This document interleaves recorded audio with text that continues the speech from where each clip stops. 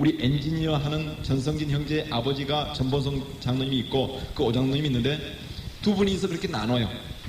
오장로님과 전보성 장로님이 약속하기를 오장로님 자신은 전도사님 세 분과 지휘자 반주자들 뒤치다거리를 다 할 테니까 전장로님은 목사님 가족을 해주십시오. 그래가지고 입는 옷 구두를 다 해줍니다. 근데 목사님보다 나이가 3살씩 더 많으신 분이에요. 그러니까 제가 거기서 지휘할 때도 단 한 번도 명절 때나 내 생일 때 그냥 지나간 적이 없어요.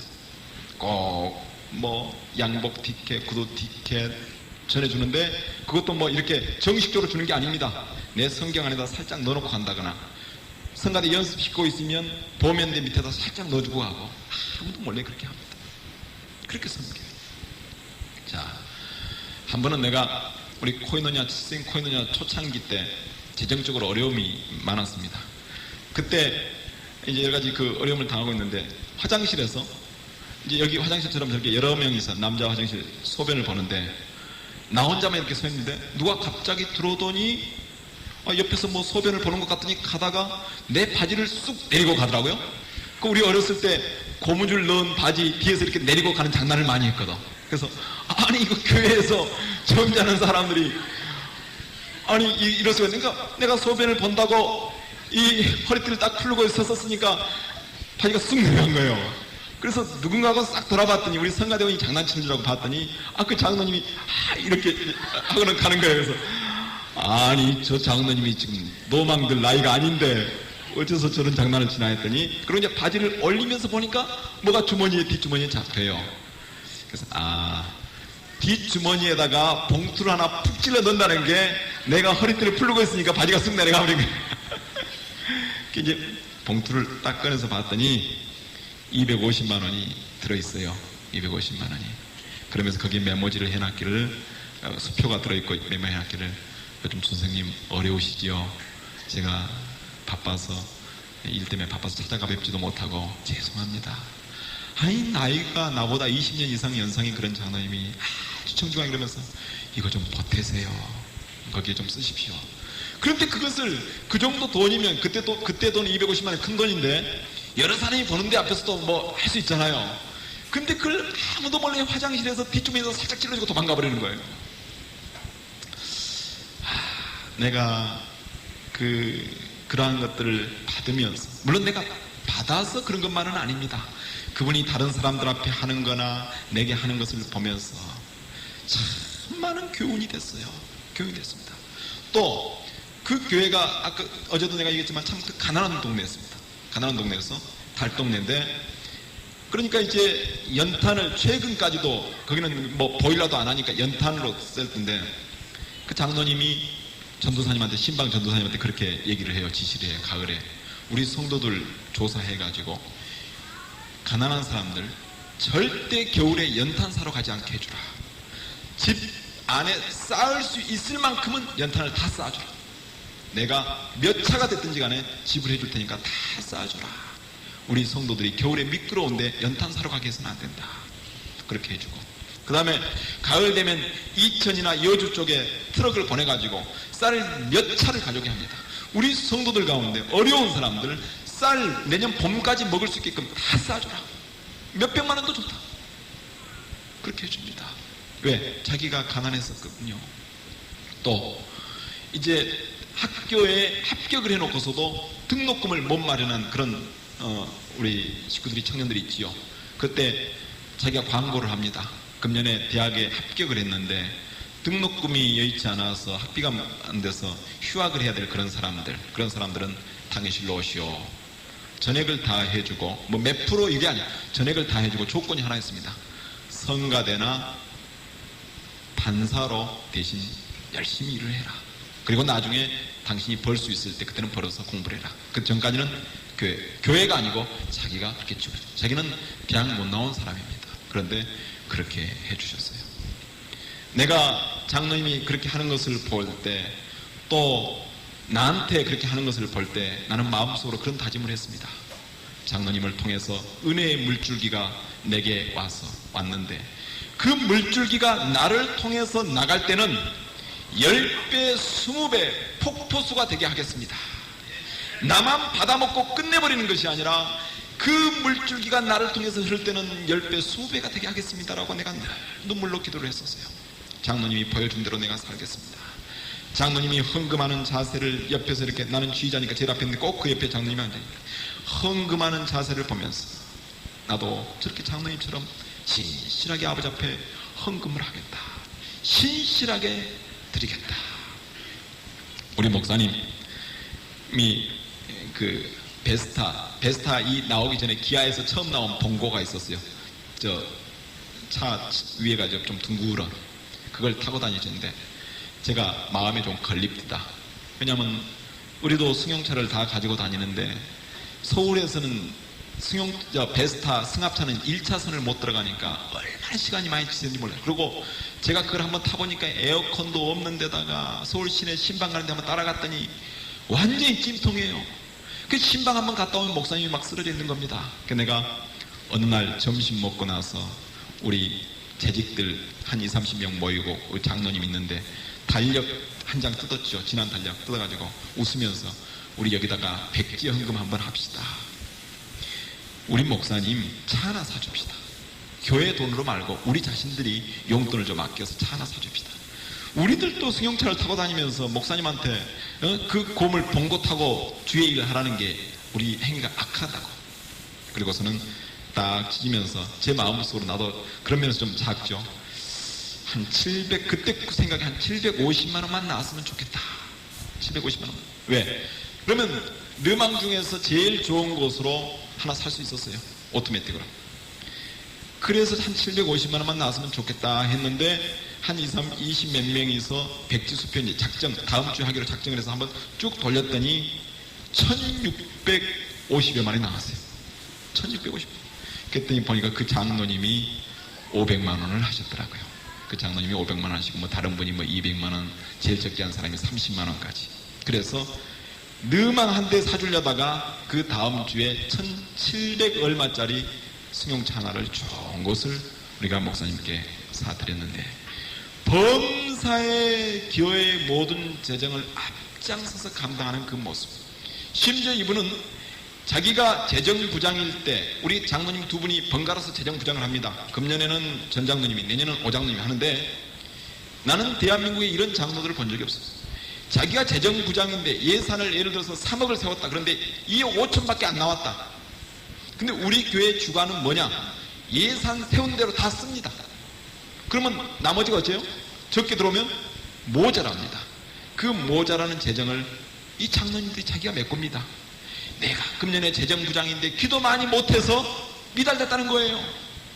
세상에 그런 사람들이 어디 있습니까? 내가 기도 못해서 재정이 미달됐으니까 내가 채운다.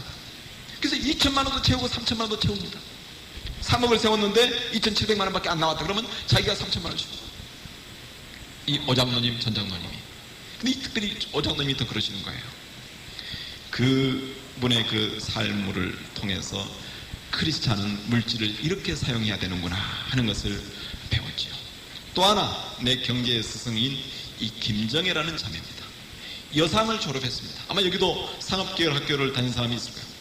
근데 여상 졸업할 때 제일 앞 순위에서부터 취직이 된다고 그래요.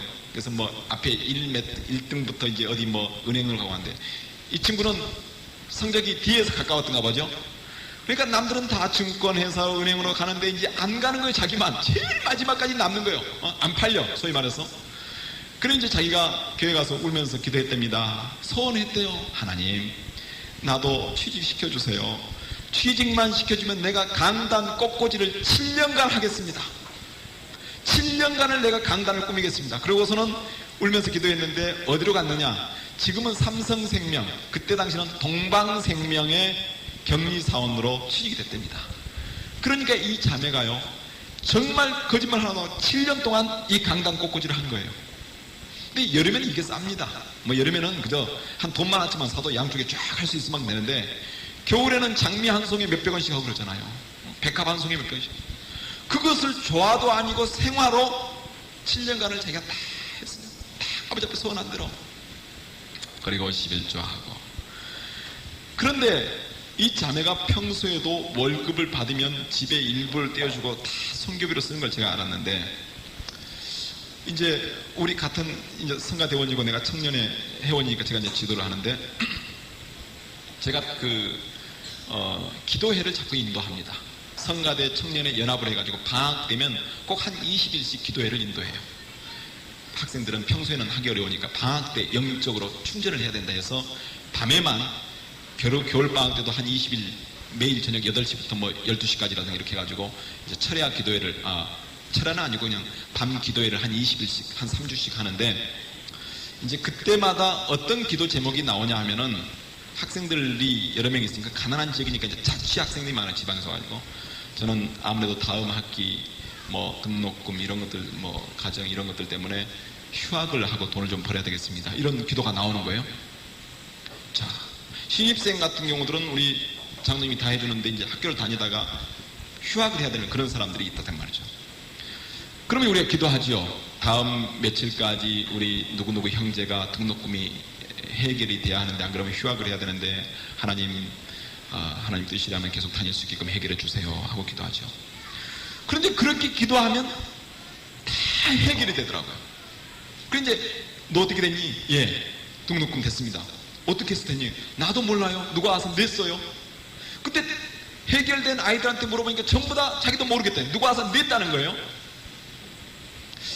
가만히 생각을 해보니까 이게 분명히 김정혜가 한 짓인 것 같아. 그래서 내가, 김정혜 이리 와라. 너 누구 등록금 대신 냈지? 그랬더니 웃으면서, 아니요, 그냥 나는 몰라요. 내가 계속 집요하게 물으니까, 예, 냈습니다. 자기가 그 기도 제목을 딱 듣고서는 가서 학번 알아가지고 등록금을 내주고 다 내주는 겁니다. 그러니까 나는 퇴직금 받으면 그걸로 시집 갈 수 있고, 생활비 중에 일부는 어머니 띄어드렸으니까 그 나머지 꼭 쓴다고 다 쓰는 거예요. 또 한 번은 제가 내가 아는 어느 전도사님 집을 방문을 했더니 임신 후유증으로 인해 가지고 사모님이 빼쩍 말랐습니다. 정말 꼭 마른 명태처럼 말랐어요. 근데 약을 제대로 못 쓰죠. 뭐 생활비도 안 되는데 뭐 약을 보약을 먹겠습니까? 그래, 전도사님이 지나가는 말로 그래요. 요즘 개소주가 좋다는데, 뭐 병월 소주 이게 아니고, 그렇죠? 개를 다려서 뭐 그 물 내는 거 개소주가 좋다는데, 그걸 좀 많이 먹으면 좋다는데, 개소주를 먹을 형편이 전도사님이 됩니까? 그래서 그런 약을 못 써보고 있다고, 참 안타깝다고. 그래서 제가 우리 청년회 기도회 때 이제 증보 기도 시간이 있는데 제가 외부의 기도 제목도 넣어요, 항상. 우리만. 그래서 내가 오늘 어느 전도사님을 방문했는데 사모님이 이렇게 말라 있더라. 그러니 재정적인 그런 문제가 좀 해결돼서 약을 드실 수 있게 해달라고 우리 기도하자. 기도하고 잊어버렸죠. 하나님 믿습니다 해놓고 잊어버렸는데, 한 6개월쯤 지난 다음에 그 집을 내가 한번 또 갔어요. 갔더니 사모님이 이렇게 쪘어. 아주 여기 앞에 있는 우리 여학생처럼 건강하게, 아주 보기 좋게 됐다고 말해요. 건강하게. 자, 그래서 어떻게 된 거냐고, 어떻게 그렇게 몸이 건강하게 됐냐고 했더니 자기도 모르겠대. 개소주가 6개월째 들어오고 있대. 개소주가 6개월째. 그래서 개소주를 가져온 개소주집 아저씨한테 이건 누가 보낸 거냐 하니까 나는 그건 말해줄 수가 없어요. 자기도 누군지 모르겠대. 매월 한 통씩 갖다 주라는 분부만 받았지, 만약에 그것에 대해서 얘기를 하면 개소주 당장 끊어지니까 누구라고 인사는 차기도 말하지 못하게 하고 개소주를 6개월간 넣어주라고 그랬대. 가만히 생각해보니까 분명히 이 김정혜의 소행 같아. 그래서 내가, 김정혜 자매 이리 와라. 예. 너 어느 전도사님 집에 개소주 갖다 줬지? 어떻게 알았어요? 하는 짓이 내가 한 것 같더라. 내가 기도 제목 내세운 것을 듣고서는 바로 개소주를 그 다음날 신청해가지고 6개월치를 내준 겁니다. 6개월치를. 한 번은 제가 녹음을 하다가, 제 작곡집 녹음을 하다가 돈이 떨어졌어요. 근데 레코딩 할 때는 매일 돈이 들어갑니다. 연주자들 돈도 줘야 되고 녹음실 비용도 줘야 되고. 근데 돈이 떨어졌어요. 그 돈이 떨어졌으니까 답답하지 않습니까? 그날 녹음하고 돈이 다 내일 또 계속 해야 되는데 그래서 내가 저녁도 안 먹고 녹음실에서 나와가지고 교회 갔어요. 아버지 째째합니다. 아니 내가 쓸 것도 아니고 이거 좋은 찬양 녹음해서 많은 사람들이 듣고 함께 은혜를 나누고자 하는 건데 아니 좀 주시지 왜 안 줍니까? 하고서는 앞에 앉아가지고 좀 따졌어요. 그리고 이제 딱 나와서 집에를 갔는데 전화가 왔는데 이 김정희 자매한테 전화가 왔어요. 선생님 내일 점심시간에 제가 점심을 좀 대접하고 싶은데요 그러잖아요. 그래서 근데 내가 지금 점심 먹을 기분이에요? 녹음하다 돈이 떨어져가지고 못하니까. 그래서 나 점심 먹을 그럴 여기서 기분 아니야 그랬더니 그럼 선생님 차라도 한잔. 야 점심 안 먹는데 무슨 차를 마시냐? 그랬더니 근데 꼭 뵙고 싶대요. 그래서 내 속으로 이 녀석이 내가 안 된다면 딱 내 말 잘 듣는 애인데 왜 저렇게 자꾸 저럴까 해서 이유가 있겠다 해가지고 그래 알았다 그럼 나 잠깐 나갈 테니까 해라. 그리고 점심시간에 나갔더니 봉투를 선생님 바쁘시죠? 그러면서 봉투를 하나 탁 내요. 이거 뭐야? 죄송합니다. 야단치지 마십시오. 제가 들으려고 해서 들은 게 아니고 그 자매가 어머니 아버지가 안 믿어요. 안 믿는 분이에요. 그런데 우리 교회에서 바로 뒤에 살거든요. 그러니까 어머니 아버지를 구원시키기 위해서 직장 갈 때 교회 들려서 기도하고 직장에서 올 때 교회 들려서 기도하고 가고 그래요. 어머니 아버지 구원을 위해서. 그러니까 그날도 내가 그 헌금 녹음 비용 가지고 아버지한테 떼쓰고 있을 때도 그 저녁 시간인데 저녁 안 먹고 내가 교회에 기도하는데 이 자매가 퇴근하고 교회 들려서 기도하려고 막 뒤에 왔는데 내가 이제 따지고 있는 거예요. 아버지 째째합니다. 내가 지금 250만 원이 필요한데 세상에 그것도 좀 안 주십니까? 이 자매가 그걸 듣고는 가만히 듣고서는 내가 보면 이제 난감해 할까 봐서 그냥 살짝 나가버린 거죠. 제가 어젯밤에 또 직장 퇴근하는 길에 기도하러 갔다가 선생님 기도 내용을 들었습니다. 결국 하나님께서 역사를 하셔도 그 일에 순종하는 사람들을 통해서 하시는데 그 시간에 저밖에 그걸 안 들었습니다. 그러니 저밖에 그 자리에 없었는데 나로 하여금 그 기도 내용을 듣게 하신 것은 나보고 순종하고 그 일에 동참하라는 하나님의 말씀이 아니겠습니까? 이러는 거예요. 그러면서 제가 녹음기 그 250만 원 나머지 되겠습니다. 그래서 이거 안 돌려줘도 돼? 그랬더니 그럼요. 내가 하나님 앞에 드린 겁니다. 그래서 그러면 고맙다. 그러고는 갔다가 썼어요. 얼마 후에 그 자매가 나한테 울면서 찾아왔습니다. 왜 그러느냐 했더니 선생님 저는 정말 나쁜 애입니다. 너가 왜 나쁜 애야? 그랬더니 그 며칠 전에 있었던 일을 나한테 얘기를 하는데 참 감동이 됐습니다. 앞에서도 말했지만 그 자매는 퇴직금 받으면 결혼할까 생각하고 자기 돈을 전부 다 성교비로 썼는데 정말 그 물질에 온전한 청지가 되었었는데 그 자매가 내가 지금 섬기는 그 교회 오기 전에 그 교회로 오기 전에 다른 데서 신앙생활 할 때 같이 고등부를 하고 이제 청년부를 할 때 같이 있었던 후배지요. 남자 후배가 찾아왔더랍니다. 총신 대학원을 다니는 후배가 찾아와가지고 누님 저한테 300만 원만 빌려주십시오. 왜 그러냐 하니까 친척이 아무도 없고 부모님도 없는데 군대 갔다 와서 이제 공군 제대해가지고 다시 복학을 하려니까 돈을 벌어야겠는데 교회에서 나온 교육전도사 그거 갖고는 학비가 제대로 안 되고 그래서 이제 결혼을 했습니다. 결혼을 했는데 사모님이 피아노 레슨을 할 수 있다는 거예요. 근데 방 하나만 얻어가지고는 피아노 레슨을 못하죠. 시끄러우니까. 그러니까 가게가 딸린 그런 방을 하나 얻어야 되는데 자기들 돈은 조금밖에 없으니까 300만 원만 더 하면은 가게가 딸린 방을 얻어서 피아노 레슨을 해서 자기 학비를 댈 수가 있으니까 누님 저희가 한 1년 내에 갚을 테니까 300만 원만 좀 빌려주십시오. 근데 사실 이 자매는 그때 현금이 300만 원이 없었다는 거예요. 현실적으로.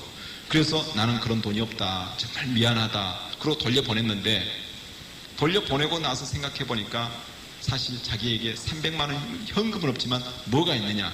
증권을 사놓는 게 좀 있더랍니다. 증권. 증권은 오늘이라도 팔리면 돈이거든요. 얼마든지 현금으로 할 수 있는데 중학교 1학년이지. 중학생이지. 두 아이인데. 그러니까 그 40평을 반절로 잘라가지고 반절은 예배당 반절은 방 만들어가지고 입주를 하는 거예요. 예감이 이상하더라고요. 그래서 내가 나 말고 또 다른 사람한테 누구한테 이 얘기 했냐 했더니 할 데가 없대. 내 속으로 내가 차 살 돈 있는 거 어떻게 알았을까? 근데 나는 이미 차를 폐차시켰단 말이에요. 당장 집회를 다니는데 차가 없으면 얼마나 불편해요. 서울에서 택시 잡기가 어렵습니다. 그 이제 잘못 잡으면 중형 모범 택시를 잡는데, 모범 택시는 김포공항에서 우리 집까지 오면은 4만 원씩 이렇게 나와요. 택시 한번 타면. 저 강남에서 우리 집 오면 보통 2만 5천 원, 3만 원 나와. 그럴 수도 없는 노릇이고. 근데 내가 한 2, 3일 모른 척하고 탁 넘어가려는데 도저히 마음의 평화가 없는 거예요. 찬송이 싹 메말라져.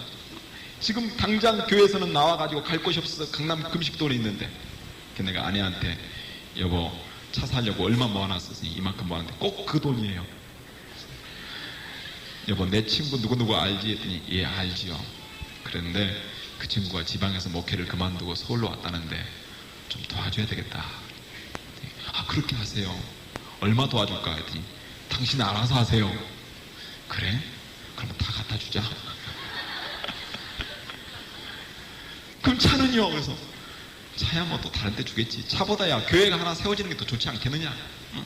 당신이 나를 위해서, 내 육신 한 몸뚱아리를 위해서도 그 많은 돈을 준비했다고 할 것 같으면 주님의 몸된 전을 위해서 하나 멋지게 한번 또 쓰자. 그랬더니 아내가 처음에는 좀 당황하고 씁쓸하더니 그래요. 당신 말만 따라서 하면 뭐든지 잘 되니까 그럼 당신 알아서 하세요. 그래서 갖다 줘가지고 그 다음 주에 교회 창립 예배를 드렸죠. 근데 저는 이제 차가 없는 겁니다. 8월 달에 차가 없지요. 9월 달에 없지요. 뭐 그렇게 했다고 당장 또 하늘에서 돈이 그만큼 떨어집니까? 3개월 동안 차가 없으니까 얼마나 힘이 드는지. 택시비만 막 한 달에 2, 30만 원씩 들어가고. 11월 달에 가서야 차를 하나 샀어요. 그래 물론 택시도 타고 전철도 타고 버스도 타면서 여러 가지로 힘이 들었지만, 그러나 할 일을 했다. 할 일을 했다는 데서 오는 그러한 그 기쁨, 말로 다 할 수 없는 어떤 그런 평안, 하나님이 주신 평안이 말로 다 할 수 없어. 그래서 내 안에서 끊임없이 찬송이 나오더라 그 말입니다. 내가 만약에 그 형제 목사님의 요구를, 청을 거절하고 그랜저를 타고 다녔으면 아마 탈 때마다 바늘방석처럼 따가웠을 거예요. 그런데 막상 그 일을 딱 하고 나니까 버스를 타고 택시를 타도 그렇게 찬송이 나오고 감사가 되어지는 것을 경험할 수가 있었습니다. 사랑하는 성도 여러분, 이제 여러분, 특별히 우리 학생들 이제 장성하면 직장인이 되고 또 지금 현재 시점에서도 나누고 베푸는 것은 부자들만 하는 게 아니요.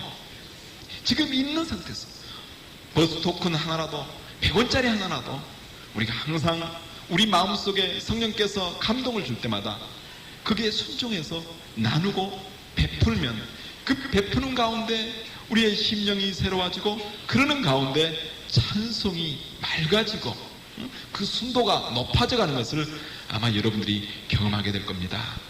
내재된 탐욕의 쓴뿌리, 나 혼자만 누리고 나 혼자만 가지려고 하는 그 잠재된 탐욕을 우리가 깨끗이 뿌리 뽑을 때, 그럴 때 진정으로 하나님이 기뻐하는 찬송을 드릴 수 있다는 사실입니다. 끝으로 세 번째, 우리의 찬송의 샘을 흐리게 하는 요인은 바로 무절제의 쓴뿌리입니다. 이 무절제하는 쓴뿌리. 고린도전서 2장 25절 말씀에 이기기를 다투는 자마다 모든 일에 절제하나니 저희는 썩을 멸류관을 얻고자 하되 우리는 썩지 아니할 것을 얻고자 하노라. 썩을 멸류관. 세상 사람들은 어차피 썩을 멸류관을 추구하는 사람들이니까 세상 일에 별로 절제하지 않습니다. 그냥 마음껏. 그래서 고스톱판에 앉으면 밤을 새우지요. 당구 치면서 뭐 하면서 그냥 밤을 새웁니다. 하지만 우리는 썩지 아니할 것을 추구하는 사람들이기 때문에, 얻고자 하는 사람이기 때문에 모든 일에 절제해야 합니다. 절제해야 돼요. 그런데 오늘 우리 그리스도인들이 참 여러 가지 일들에 자기 자신을 너무 아무렇게나 내버려 두는 것을 발견하게 됩니다. 절제하지 못합니다.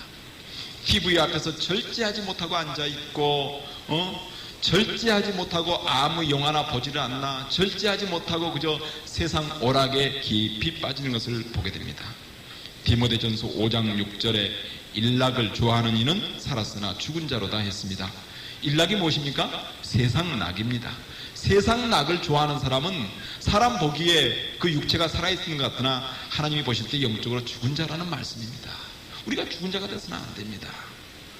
자, 그런데도 오늘 많은 사람들이 이 세상에 이 오염된 세상 문화 속에 자기를 아무렇게나 방임해놓고 살아가거든요. 자, 구체적인 예를 든다면 이 TV를 예로 들 수 있습니다. TV 드라마가 몇몇 드라마는 뭐 어쩌다가 볼만한 것도 있습니다만은 대부분 우리 정서에 유익을 주지 못하는 내용들입니다. 유익을 주지 못합니다. 저는 가끔 요즘 드라마가 어떤 것이 사람들에게 보여지고 있나 해서 모니터하기 위해서 한 번씩 보는데, 볼 때마다 저런 게 어떻게 방송이 되고 있을까 하는 안타까움을 느낍니다.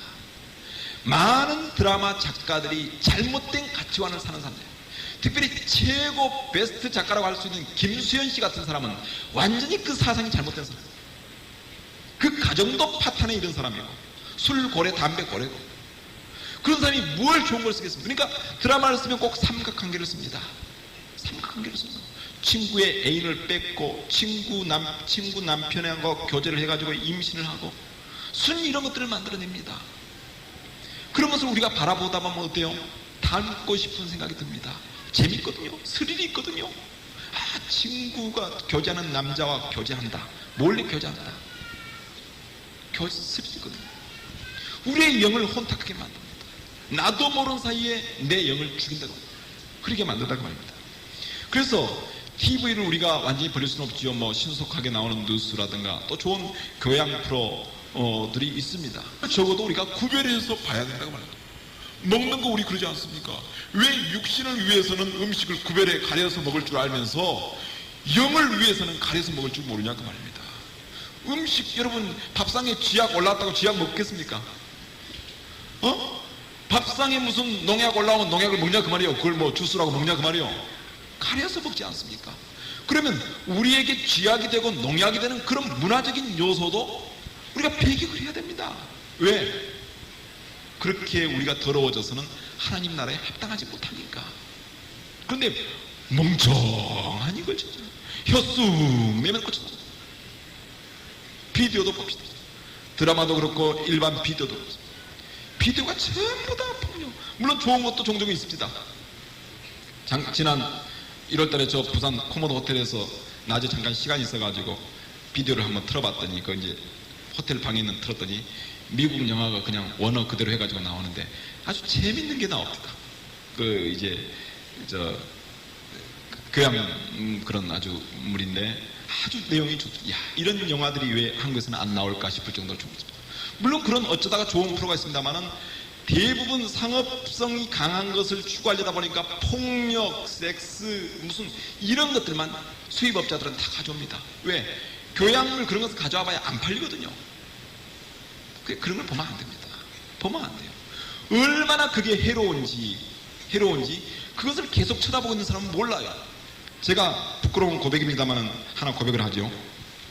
80년대 초반에 제가 신촌 노타리에 크리스탈 백화점이 있습니다. 연세대학교에서 나오면 그 크리스탈 백화점 꼭대기에 극장이 하나 있는데, 소극장이 하나 있는데, 거기 지나가다 이렇게 올려다 보니까 볼레로라는 영화를 합니다.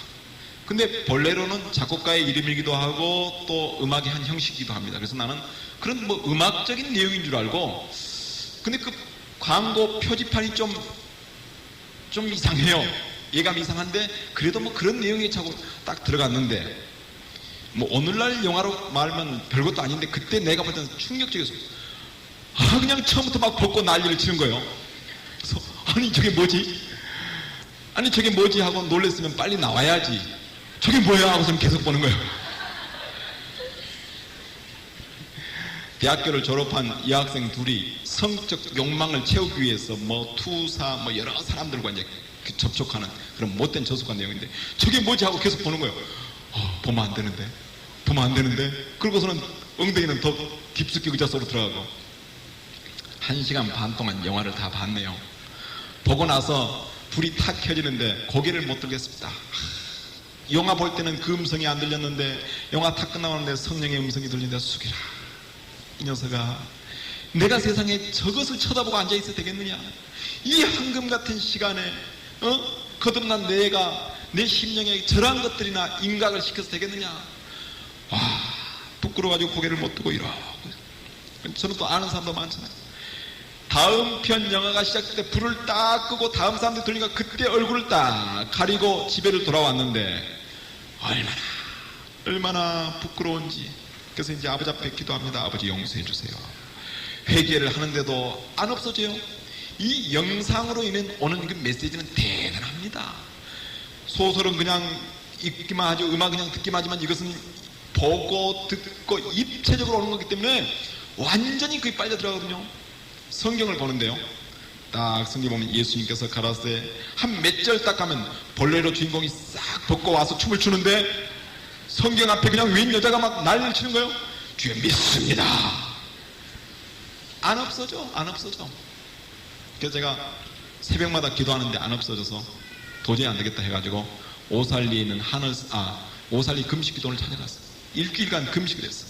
아버지, 이번만 용서해 주시면 내가 그런 영화는 절대 안 보겠습니다. 극장은 내게 있어서 금단의 지역으로 정하고 안 가겠습니다. 일주일간 금식하니까 내 내리 속에서 본래로 그 주인공의 벗고 다니는 모습이 싹 사라집니다. 그 이후로 저는 지금까지 극장에 한 번도 안 갔습니다. 제 친구 중에는 영화 감독도 많아요. 이규영이도 나하고 같이 신앙훈련을 했었고 같이 기도회도 했었고, 그러니까 무슨 티켓도 많이 온다고요. 지금 또 내 친구 한 감독은 김성일 씨가 쓴 땅끝에서 오다를 지금 영화화하기 위해서 준비하고 있고, 뭐 이장호도 친하고 많은 감독들이 친해서 시사회라도 오라고 하는데 나 그 동네 안 간다. 아니, 주집사 보기에 괜찮은 영화야. 안 간다. 예고편도 괜찮은 거냐? 영화 보러 가면 예고편이 또 나오잖아요. 나 그런 건 무서워서 안 간다. 나는 믿음이 약하기 때문에 그런 거 보면 시험 들어서 안 간다. 안 가고 있습니다. 영화 하나가 얼마나 나의 심령을 더럽히는지요. 여러분, 성경 일독 한 달 정도 딱 하고 나면 여러분의 영이 맑아진 것을 경험할 거예요. 그런데 그렇게 일독해놓고서도 볼레로 같은 거, 그 다음에 요즘 많이 벗고 나온 영화 뭡니까? 그런 영화 하나, 원초적 본능 같은 거 하나 딱 보고 나면 성경 일독한 거 아무 소용없어. 아무 소용없어. 나는 우리 찬양대원 중에 그런 야식구레한 영화를 하나 봤다. 누가 그런 얘기를 하면 한 달간 근신. 찬양팀 나오지 마라. 그 부분 완전히 회개되고 내 심령 속에서 완전히 지어질 때까지는 오지 마라. 그거 볼 필요 없거든요. 그거 볼 필요 없습니다. 근데 이 육신이라는 것이 자꾸 그런 것에 끌려가는 거예요. 아무 신비롭지도 않습니다. 우리 인체 벗고 있는 건 뭐 신비롭습니까? 얼마든지 풀장에 가면 볼 수 있고 목욕탕에 가면 볼 수 있는 거 볼 거 없거든요. 근데 그 그냥 집중해가지고 그게 사탄이 꼬이는 거란 말이죠. 성적이라든가 이런 것은 신비해야 됩니다. 신비해야 돼요. 신비스러워야 돼요. 우리 학생들이니까 하는 말인데, 여러분이 잡아본 남자의 손, 우리 자매들 같은 경우, 학생들 같은 경우는 남자의 잡아본 그 손은 여러분의 남편의 손이 첫 번째 손이 돼야 돼요. 그렇죠? 아니, 이제 학생에서 술에 갖고 잡아본 그 손은 괜찮고 은밀한 곳에서 잡아본 손 말이에요. 내가 잡아본 남자의 손은 내 남편의 손이 첫 번째 손이 돼야 돼. 내가 안아본 내 품에 안아본 여자는 내 아내가 돼야 돼. 첫 번째 내 품에 안은 사람은 내 아내가 돼야 돼. 그러지 않습니까? 순결해야 돼요. 자, TV도 그렇습니다. 세상 오락도 그래요. 당구라든가 탁구라든가 이런 게 악하다는 말이 아닙니다. 그런 게 나쁜 게 아니죠. 그런데 거기에 빠져서 다른 일을 못하니까 문제가 되는 거예요. 심지어는 우리 학생들만 그런 줄 아세요? 내가 다니다 보면 이 사모님들한테 그런 얘기를 종종 많이 듣는데, 여기 우리 목사님도 계시고 전도사님도 계십니다만, 한 번은 저 남해 제일교회를 갔더니 거기 사모님, 우리 목사님이 1년에 한두 번씩 망령을 부릴 때가 있습니다. 목사님 옆에 놔두고 그 망령을 이길 수 있는 방법 좀 가르쳐 달라는 거예요. 왜요? 했더니 이제 멀리 서울에서 남해까지 와서 목회를 하다 보니까 외로울 때도 있고 또 성도들과 부딪히다 보면 스트레스가 쌓일 때도 있는데, 그러면 그걸 좀 다른 방법 해야겠는데 어느 날 갑자기 목사님이 없어져 버린다는 거예요. 그러면 사모님이 막 온 남해 시내를 뒤다 보면 목사님이 타고 다니는 오토바이가 기원 앞에가 딱 세워졌답니다. 여기서 바둑을 두는데 담배 연기 뽀얀 곳에서 머리 쳐박고 1시간이나 했으면 그냥 올 걸 하루 종일 한답니다. 지금 수요 예배가 30분밖에 안 남았는데 예배 시간 예비 종을 쳤는데 그래도 안 나오고 그러답니다. 여보, 뒤에서 불러도 모른 척하고 한답니다. 못 들은 거죠. 그래서 하루는 자기가 물주전자를 뚜껑 벗겨가지고 자기 남편한테 확 던지면서, 야, 이 새끼야, 너 바둑이나 들려고 이 남해까지 나를 데리고 왔느냐. 자기 남편을, 목사님한테. 그랬더니 깜짝 놀래가지고 따라 나오더라는 거죠. 근데 종종 그런다는 거예요. 그래가지고 수요일 예배를 시간을 늦춰가지고 해본 적이 있다는 거예요. 그러니까 한 게임만 더 하고 가야지. 아니야, 한 게임만 더 하고 가야지 하다 보니까 수요 예배를 놓치고, 낚시터에 앉아가지고 예배 시간 지나간지 모르고 지나갔다는 사람들이 자기들이 고백을 합니다. 그게 미쳐버린 거예요, 거기에. 그러니까 그게 악한 요소가 되지요. 그 자체가 나쁘지 않잖아요. 탁구도 좋고, 당구도 치는 걸 보니까 기가 막힙니다. 근데 그걸로 밤을 새우니까 문제가 돼요. 그런 것들을 우리가 절제를 해야 되거든요. 절제를 해야 됩니다. 저는 학교 다닐 때, 여러분과 같은 나이 때, 대학 다닐 때도 이 당구나 탁구나 화투 같은 걸 전혀 손에 대보지를 않았습니다. 예수님을 몰랐을 때도. 물론 나는 이제 다른 공부 때문에 그랬지만. 그러니까 옆에 애들이 나한테 그래요. 무슨 재미로 사냐? 화투도 못하지요, 바둑도 못하지요, 당구도 못하지요, 장기도 못하지요, 아무것도 못하거든요. 그럼 무슨 재미로 사냐? 그러나 그런 것 안 하면 재미없을 것 같아도요, 나만의 또 재미가 있어요. 재미가 있습니다. 독서하는 재미, 혼자 사색하는 재미, 요즘 같으면은 기도하는 재미, 찬송하는 재미, 성경 읽는 재미, 구제하는 재미, 위로하는 재미. 재미라는 게 당구에서만 나오는 게 아니에요. 재미라는 게 극장에서만 나오지 않습니다. 재미있는 일이 얼마든지 많이 있어요. 얼마든지 많이 있어요. 그러니까 여러분들이 운동도 하고 등산도 하고 야구도 보고 여러 가지 하겠으나 그런 것을 우리가 순간순간 절제를 해야 됩니다. 절제를. 왜? 절제 않으면 성경을 볼 수가 없습니다. 절제 않으면 기도할 수가 없거든요. 그런 것에 빠져버리면 우리의 심령이 너무너무 더러워집니다. 한 번은 어느 장로님이 자기 아들을 데리고 나를 찾아왔습니다. 아들의 얼굴이 무척 수척해요. 왜 왔습니까? 잘 아는 장로님인데 했더니, 주집사님, 이 녀석한테 뭐 좀 가르쳐 주세요. 왜요? 자초지종을 말씀하는데 어느 날 아들이 집에를 들어오더니 거실에 응접실에 무릎을 딱 꿇고 아버지 용서해 주십시오 하더랍니다. 뭘 용서해 줘? 그러니까 자기 친구가 그날 휴가인지 군대 입대하는 날인지 하여튼 군대를 가는 날인데 이제 아주 친한 친구였대요. 그래서 여기저기 왔다 갔다 하다 보니까 뭐 술집에도 갔던가 보죠. 맥주를 한잔 했답니다. 근데 사실 맥주라는 게 뭐 알코올도 한 4도 5도밖에 안 들어있고, 그래서 뭐 건강한 사람 맥주 한 컵 마셔봐야 취하지도 않고, 또 뭐 서양에서는 뭐 그 술로 생각지도 않을 정도고. 그러니 뭐 문제 되겠습니까? 청년이 한잔 했다고 해서. 그 자체야. 근데 이 청년이 와가지고 무릎을 딱 꿇으면서, 아버지, 내가 하나님의 몸된, 우리 육체는 뭐예요? 몸된, 우리 하나님의 성전이라고, 성전. 하나님의 성전인 이 육체를 알코올로 더럽혔습니다. 아버지, 어떻게 하면 좋겠습니까? 그러니까 그 아버지는 또 한술 더 뛰죠. 맥주 한 잔 먹고 왔다고 회개하는 아들이나 대학생 아들이나 그 아버지는 돼. 그러면 간단한 옷을 챙겨라. 예, 뭐 하게요? 가서 금식하자. 그래가지고 오살리 기도원 데리고 와서 3일간 금식했답니다. 그러니까 맥주 한 잔 먹었다고 회개하는 아들이나 그랬다고 오살리 금식 기도원에 가서 3일 금식시키는 아버지나 얼마나 멋있어요. 제가 감동했습니다. 그 아버지의 그 아들이다. 여러분, 예수님을 성경에서 뭐라고 했습니까? 신랑이라고 해요. 우리 신랑. 우리는 신부. 예수님이 어떤 분입니까? 흠도 티도 없으신 청결하신 분입니다. 청결하신 분. 그 청결하신 신랑을 우리가 만나려면은, 신부로서 맞이하려면 우리는 어떻게 합니까? 우리도 청결해야 합니다. 깨끗해야 합니다. 우리 분명히 알아야 되는 것이요, 이제 우리 학생들이 자라서 나중에 결혼을 할 겁니다. 결혼할 때 내가 순결한 아내를 맞이하고 싶다라고 우리 남학생들은 다 소망할 거요. 그렇죠? 우리 남학생들 순결한 아내를 맞이하고 싶다. 그런 사람은 자기가 어때야 됩니까? 자기가 순결해야 돼요. 자기가 순결해야 돼. 지는 뭐 여기저기 다 할 짓 다 해놓고서는 내 아내는 순결해야 된다?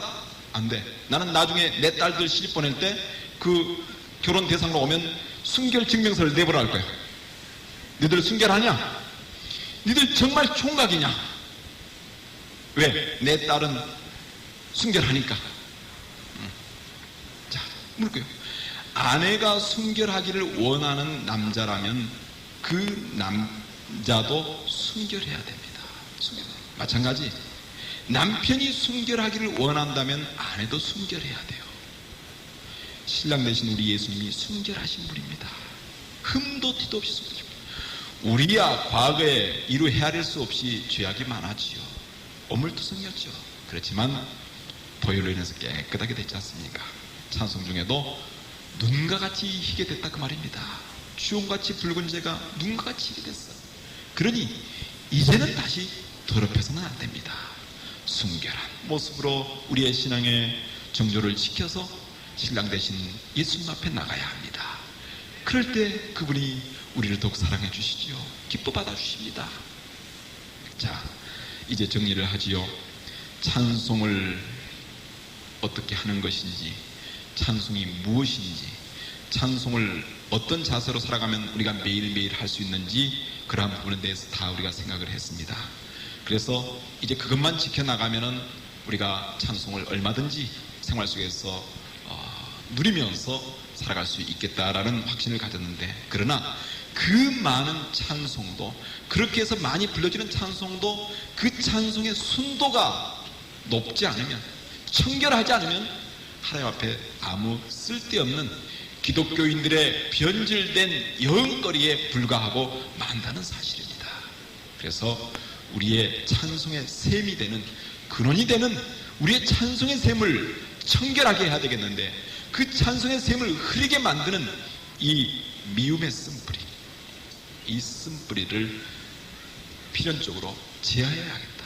또한 탐욕의 쓴뿌리, 과다하게 쟁취하고자 하는 탐욕, 나누기를 거부하는 내재된 탐욕, 이 탐욕의 쓴뿌리를 뽑아야겠다. 또한 생활 속에서 우리가 저지르는 여러 가지 그 무절제의 쓴뿌리들을 뽑아야겠다. 그것을 뽑지 않고서는 우리의 찬송이 향기를 내기보다는 오히려 악취를 풍기는 그런 세상 노래와 전혀 다를 바가 없게 된다는 사실을 분명히 알아서, 우리 특별히 우리 청소년들, 여러분들의 심령이 저의 눈에는 보석처럼 보입니다.